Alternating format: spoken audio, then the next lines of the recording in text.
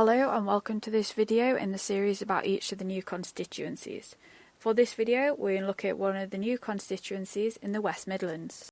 In this short video we will look at the details on the new constituency, how this new one is formed, the previous results, the 2019 results, current candidates, and make predictions with different levels of how bad of a day it might be for the Conservatives. Please comment below for anything you'd like to see and subscribe to our channel to see new updates that we'll do and discussion videos as the election gets closer. There are lots of changes with boundaries in the next election, so we're going to give a quick overview of how the boundaries are changing and how it's going to affect each seat. Only 65 seats, or 10% of the seats, are staying the same, so here we're going to compare how the new seat compares to the main one that is replacing. There are some huge changes, such as the City of Chester, which now has 2 seats, but some seats are being completely dissolved, with populations moved to neighbouring seats.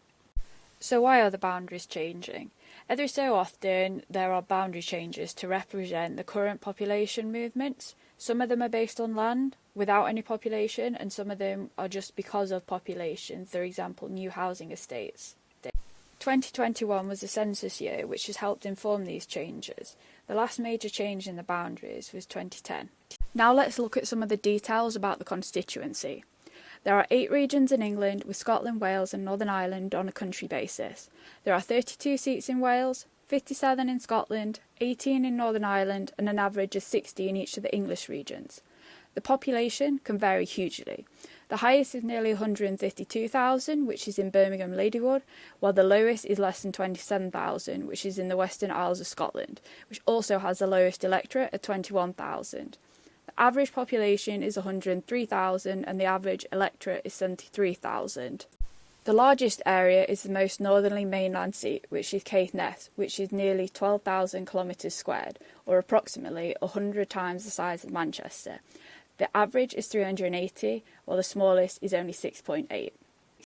The average percentage of the 16 to 49-year-olds is 41%, with the highest in Leeds Central and the lowest in North Norfolk, which also has the highest 65+.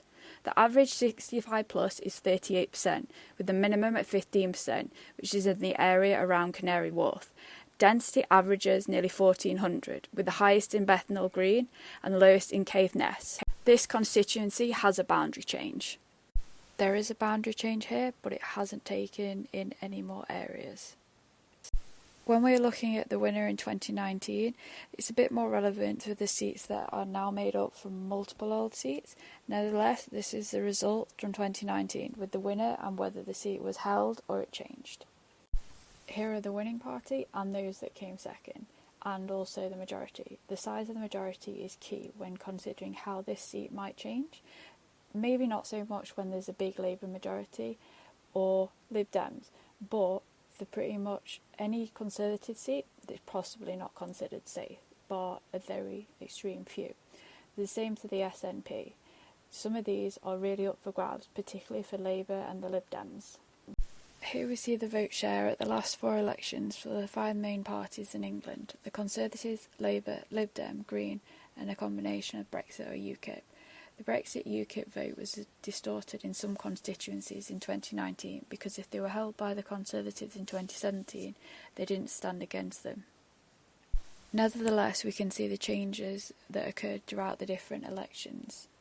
This is a list of candidates that are on the ballot paper for this constituency. This is now a finalised list as the deadline to register as a candidate has passed. Given the forecast, this seat could go either way. Thank you for watching this video. We hope you learned a lot about the new constituencies. Please subscribe to our YouTube channel, follow us on Instagram and Twitter.